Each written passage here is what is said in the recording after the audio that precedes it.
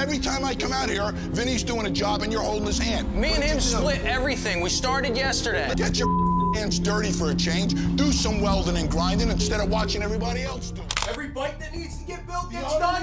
Everybody's working at all times. And you know what? 10 years. This is the kind of stuff we've been dealing with for 10 years. After building Orange County choppers into a TV empire, Paul Teutul Jr. lost everything in a heartbreaking family war. His father demanded $1.5 million from his own son. His brother was forced to choose sides. But there did come that time where you and your dad kind of parted ways. Yeah. I mean, he fired you. He did. At the time, it was really tough, but when I look back, it was the best thing. And when Paul became a father himself, he realized the true cost of their famous feud. I've found a lot of forgiveness and understanding towards my own father because of having my own son. Today, the man who built America's most famous motorcycles reveals the painful truth behind the cameras and why he hasn't shared a holiday meal with his father in 15 years. Most kids in the mid-'80s were busy riding bikes, watching cartoons, or playing Nintendo. But Paul Teutul Jr. had a completely different idea of fun. At just 12 years old, he was already working in the heat and noise of Orange County Ironworks. While other kids were at the beach, Paul was sweeping metal shavings off workshop floors and running tools to grown men welding steel. Even before that, he used to visit his dad's job site and collect scrap pieces of metal like they were toys.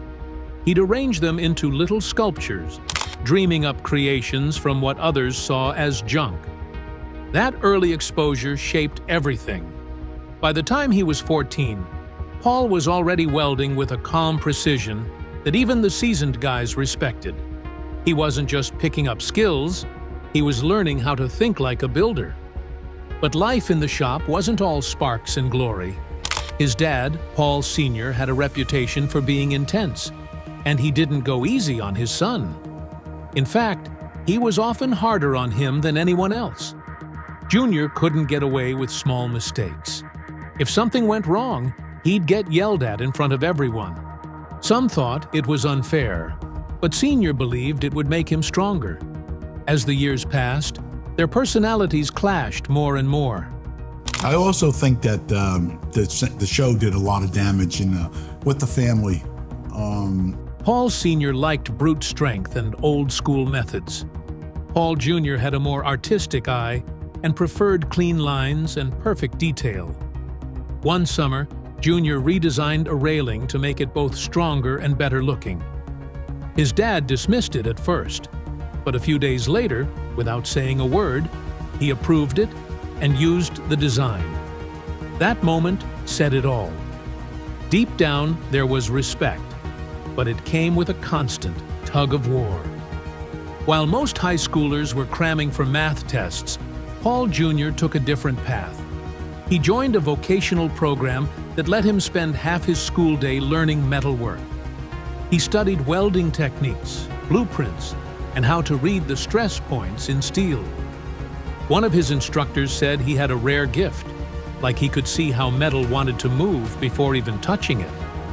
Junior spent hours beyond class, practicing every weld, every cut, until it felt natural. He knew he didn't need a fancy degree to succeed. He just needed to master his craft. When he returned to his father's shop after graduating, he wasn't the kid sweeping floors anymore. He was a skilled fabricator who spoke the language of the pros and backed it up with results. By 19, Paul Jr. was leading the railing division at Orange County Ironworks. That's not a small job. The department made up nearly half the company's income. Most would assume it was family favoritism, but the truth is, Junior earned it. He expanded their design options and gave the shop a modern edge. His designs were so popular, customers were willing to pay more and wait longer just to get something crafted by him. He also had to manage a crew of workers much older than him, some of them war veterans, some skeptical at first. But over time, even the toughest ones admitted he knew what he was doing. So what are you thinking? Are you thinking about using an Indian motor? He had taken a metal shop and turned it into something people talked about. That kind of respect doesn't come easy. Still, something was missing. After years of building stairs and railings, Junior felt boxed in. He wanted to build something that moved, something alive. That spark lit up when he started secretly sketching motorcycles in an old notebook after long days at work. Around that time, his dad got back into bikes too. It started casual. Sr. asked Junior to help him build one. But when Paul Sr. saw what his son had drawn up, it shocked him. It wasn't just technical, it was art. That day, Sr. looked at his son and said, "Let's build bikes for real." Not as a hobby, as a business. It wasn't just about motorcycles. It was about fixing something much bigger. The years of distance between them. With about $175,000 scraped together from the family's ironworks business, they officially launched Orange County Choppers. But it wasn't equal. Sr. kept 80%. Junior got 20%. It didn't matter yet. They had nothing but a dream and a cold basement full of tools. But within months, the bikes they built started getting noticed. Their first one, True Blue, took them 4 long months. Late nights, endless welding, and blue paint with white flames. It looked like it came from a big-time builder, not a frozen garage in upstate New York. When they brought it to Daytona in 1999, jaws dropped. They weren't nobodies anymore. But success didn't come easy. In 2000, they were building bikes in a tiny, freezing workshop. Tools broke. Suppliers wanted cash up front. Money ran out fast. Paul Jr. often worked 18-hour days, sleeping on a couch in the shop just to stay on schedule. They fought constantly. Big yelling matches. Not for show, but for survival. Every bike they sold barely covered costs. Yet they kept going, not because they had to, but because they couldn't stop. Then, in 2002, a phone call came. A TV producer named Craig Pelagian saw a magazine feature on their bikes. He was scouting for a new reality show. When he called, Paul Sr. picked up and barked, "What the hell do you want?" The producer pitched a show about restoring junkyard bikes. Sr. shut it down instantly. "We build them from scratch," he said. The deal almost died. But weeks later, the producer came back with a better idea. Filmed the real process, arguments and all. Paul Jr. hated the idea. He feared the cameras would ruin everything. He even wrote his dad a 5-page letter saying, "They'll make us look like fools." The contract was insulting. $5,000 per episode, endless camera retakes, and lighting so hot it messed up their welding. At one point, producers suggested calling the show Family Friction. Paul Jr. nearly walked, but they needed the money. So they signed. When American Chopper premiered on March 31, 2003, no one expected what came next. In just 3 episodes, it exploded. Over 3 million people were watching each week. Suddenly, they weren't just bike builders. They were stars. Their tiny shop turned into a tourist attraction. Merch flew off shelves. Discovery Channel made $13 million in sales in that first season alone. The Teutul's had to move into a massive $12 million facility just to keep up. At first, it was Paul Sr.'s temper that pulled people in. But it was Paul Jr. who kept them watching. Fans didn't care about the drama. They loved watching him build. Junior's designs were magic. Silent, focused, and precise. In fact, one scene of him building a gas tank, with no music or talking, became one of the most requested clips ever aired. Welding schools across America saw enrollments spike. They called it the Paulie effect. Then came the bike that changed everything, the Black Widow, It wasn't just a bike, it was a statement. A spiderweb gas tank, custom wheels, 167 hours of pure craftsmanship. When it was unveiled in New York, 15,000 people packed in to see it. Security had to hold the crowd back. Soon, they were selling model kits, shirts, video games, you name it. Over 280,000 model kits sold in 6 months. It made OCC a brand, not just a shop. When Paul Jr. finished building the Firebike in June 2003, it wasn't just another chopper, it was a turning point in his career. He wasn't just making a motorcycle, he was building a tribute to the firefighters who lost their lives on September 11th. And that meant every part of the bike had to carry meaning. One of the most powerful details was a real piece of steel from the wreckage of the World Trade Center. Paul didn't hand that off to someone else. He welded it on himself. The jagged piece of metal was attached to a diamond plate bracket he made just for this bike. It was the final piece, and the most emotional. But that wasn't the only challenge. The design was so ambitious that he had to completely redesign the bike's frame. It needed to support 343 hand-painted emblems, one for each firefighter who died.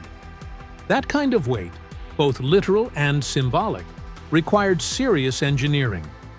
And when the bike got into an accident the next year, the New York Fire Department didn't treat it like a normal crash. They responded personally, carefully recovering the damaged bike like it was a fallen comrade.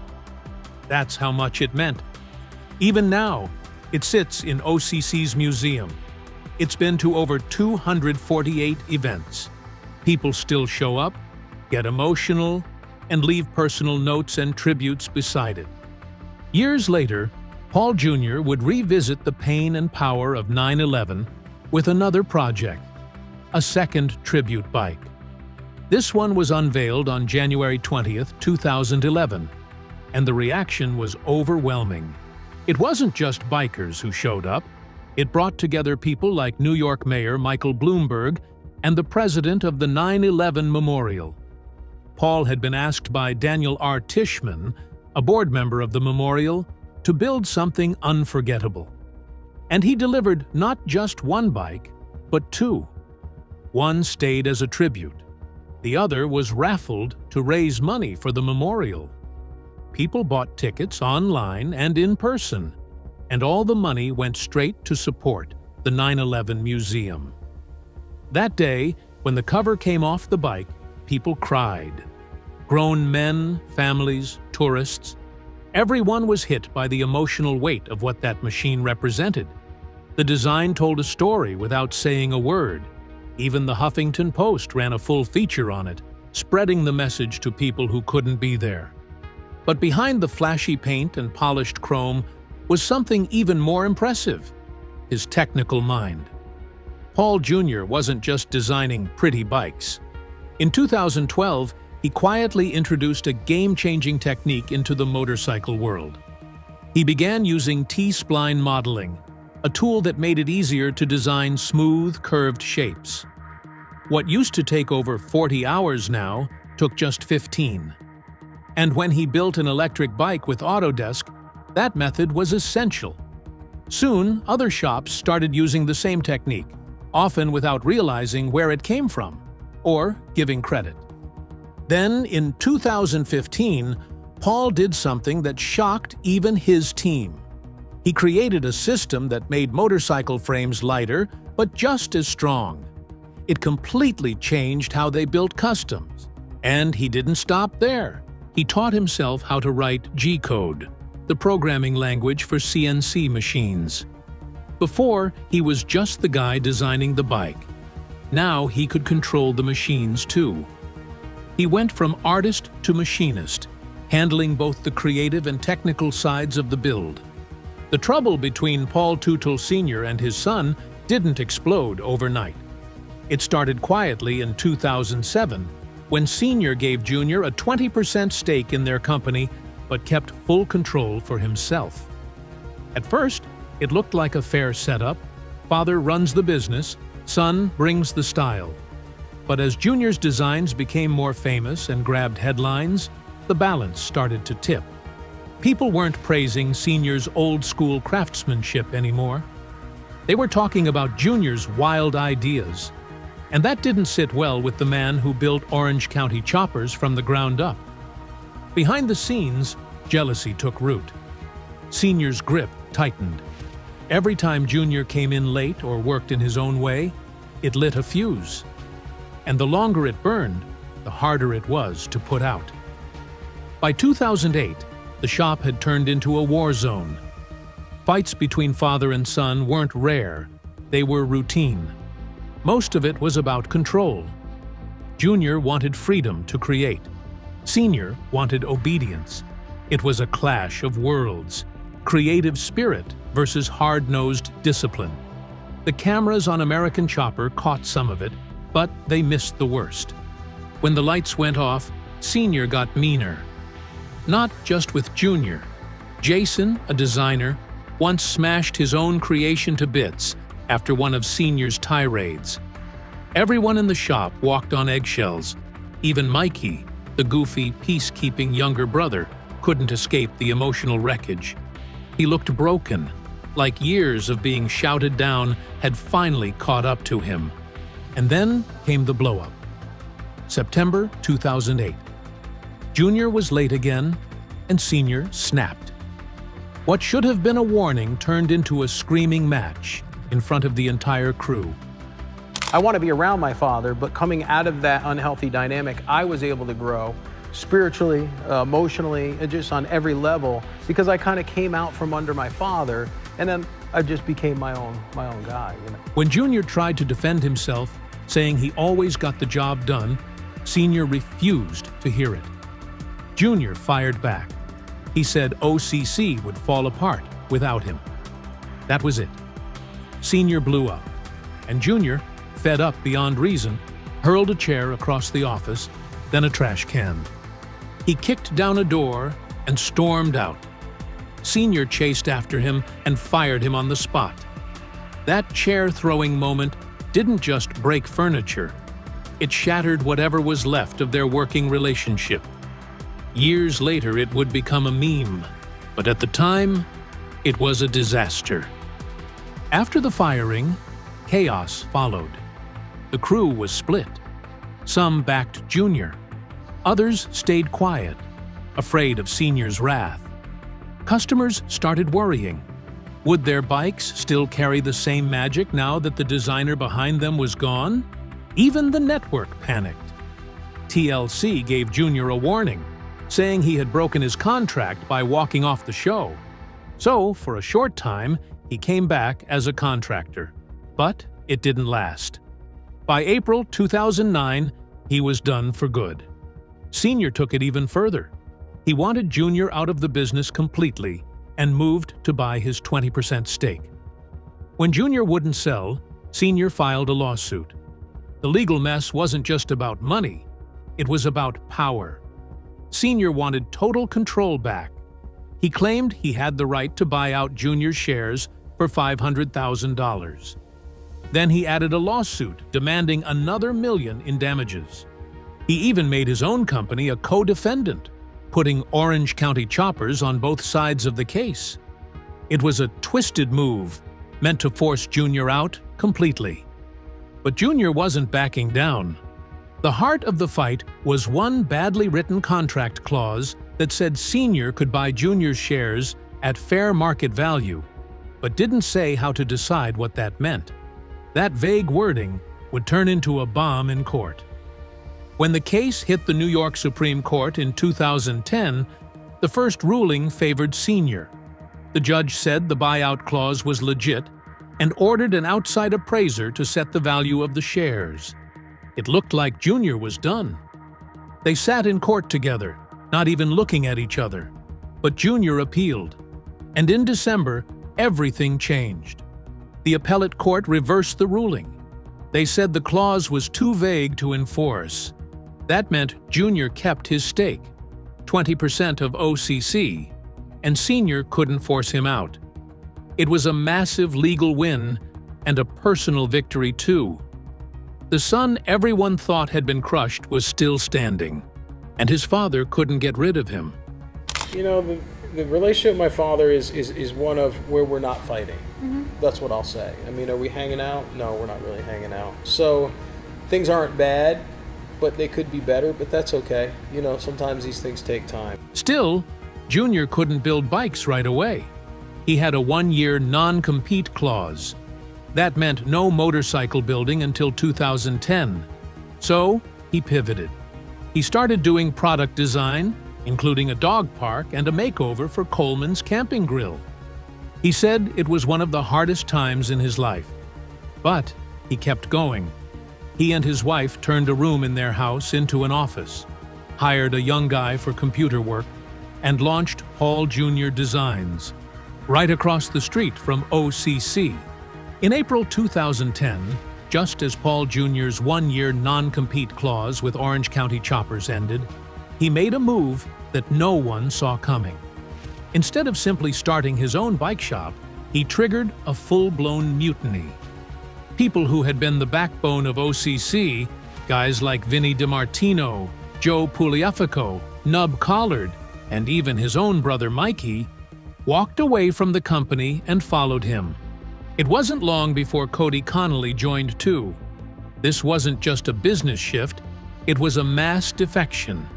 The kind that left Paul Sr. gutted and furious. Discovery Channel didn't waste a second.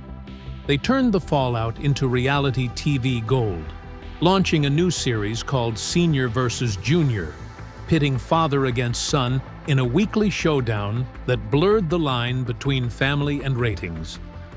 The tension between Paul Sr. and Jr. wasn't new, but this show made it official. It aired in August 2010, and every episode stoked the fire. While Paul Jr. had doubts about airing their family drama on national television, Paul Sr. leaned into it. The shop battles were designed to be dramatic, and the audience was encouraged to pick sides. One reviewer called it Tantrum TV, and they weren't wrong. The bikes took a back seat to the emotional wreckage. This wasn't just entertainment anymore. This was real pain, packaged for public consumption.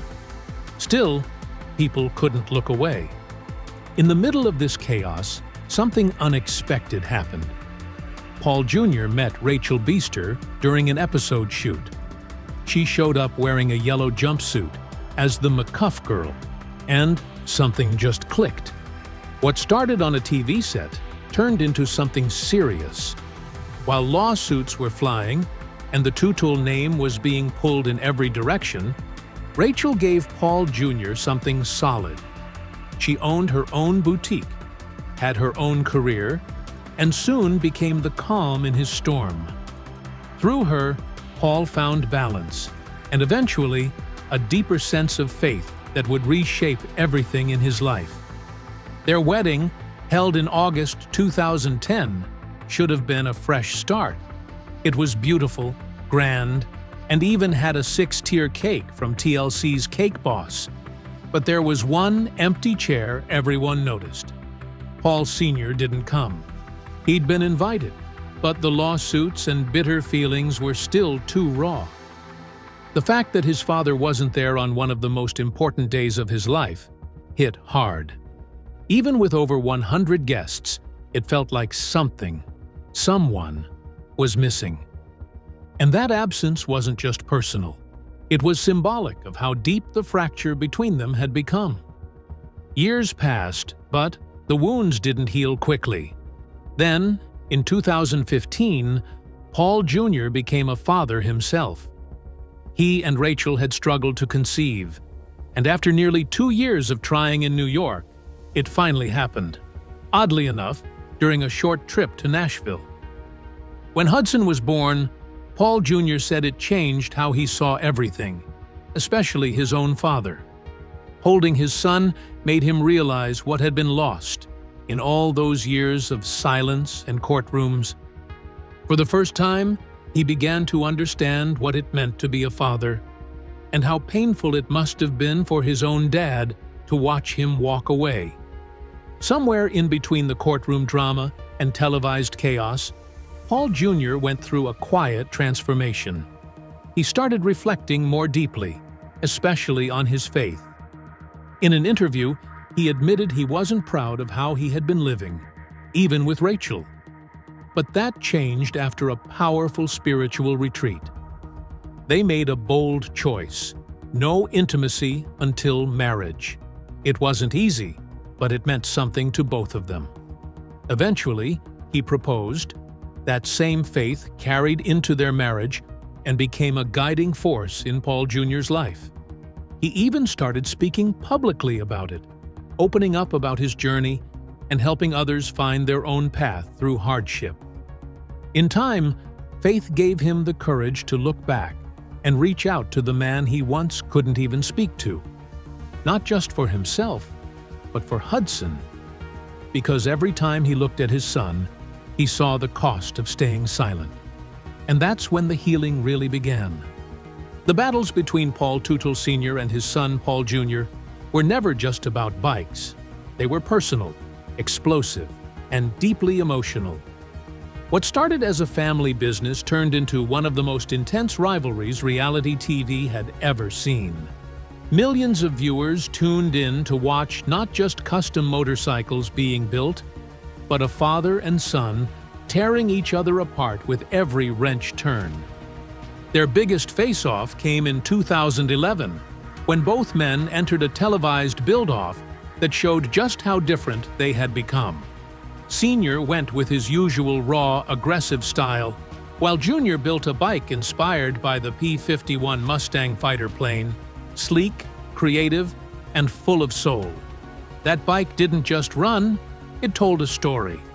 It was clear Junior wasn't just building machines, he was building statements. And it kept happening.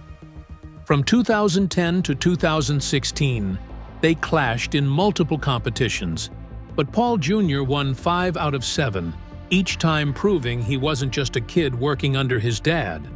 He was a force of his own. After leaving Orange County Choppers in 2009, Jr. didn't just start a company. He built an empire. With a 1-year non-compete hanging over him, most people thought he'd fade away.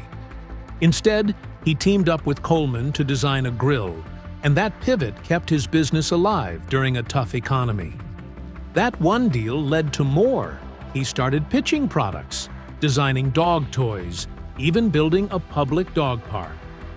By 2012, his brand was outperforming his dad's. His clothing line made more profit, his bikes were being used in massive corporate campaigns, and he was working with global giants like Blizzard and Paramount. He wasn't just building motorcycles anymore, he was designing for some of the biggest names in entertainment, and making serious money doing it. But even the coldest feuds can crack. In December 2011, the death of Helen Teutul, Paul Jr.'s grandmother and Paul Sr.'s mother, created one of the rawest moments the show had ever captured. Jr. picked up the phone and called his dad. For the first time in nearly 2 years, they spoke. There wasn't a long conversation, just a few simple words. "She loved you very much.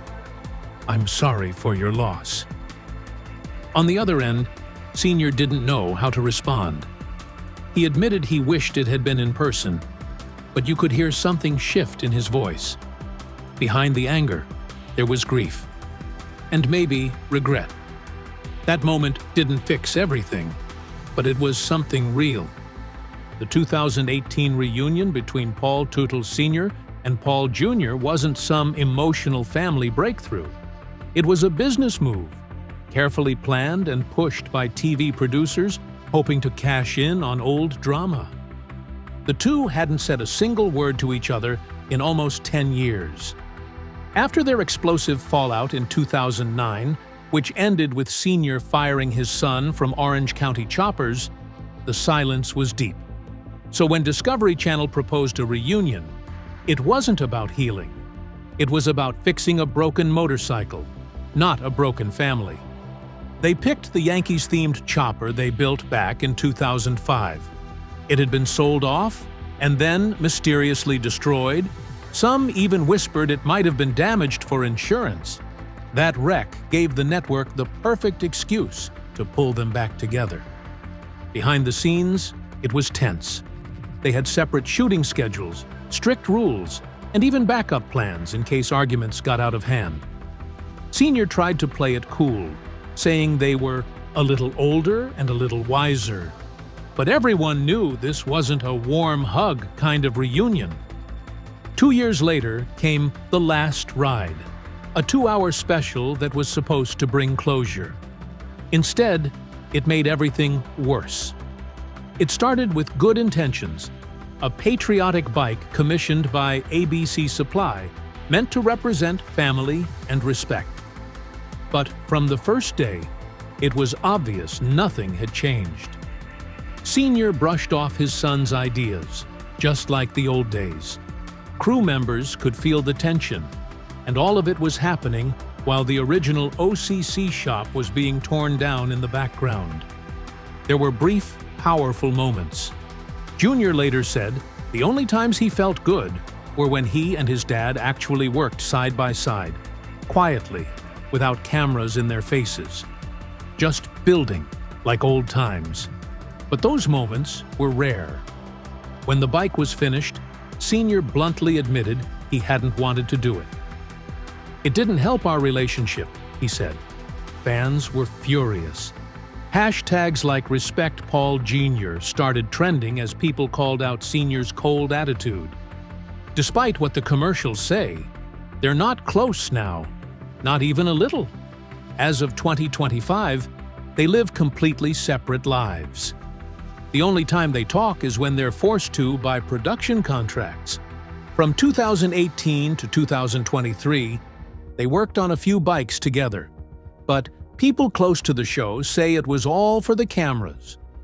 Jr. recently confirmed in a podcast that he and his dad haven't shared a holiday meal in over 15 years, not even after the birth of his son. Their businesses are split too. Sr. still runs Orange County Choppers. Jr. built Paul Jr. Designs into a $14 million brand, complete with apparel and licensing deals. Both men seem to accept that working together ruined their relationship, and neither one is willing to go back down that road. These days, they exist in the same spotlight, but not in the same world. And now, Jr. is ready to talk. In February 2025, he announced a new memoir called Given the Opportunity, coming out in October. But this one won't be a polished, TV-friendly story. Insiders say it'll be raw and brutally honest. It's expected to reveal several incidents that were cut from American Chopper, including a fight in 2008 that nearly turned physical. While his first book focused on his career and faith, this new one dives into the heavy stuff, his father's battles with alcoholism and the lasting damage it did to their family. Jr. said he's no longer hiding the truth. He believes sharing it might help others who've lived through similar family struggles.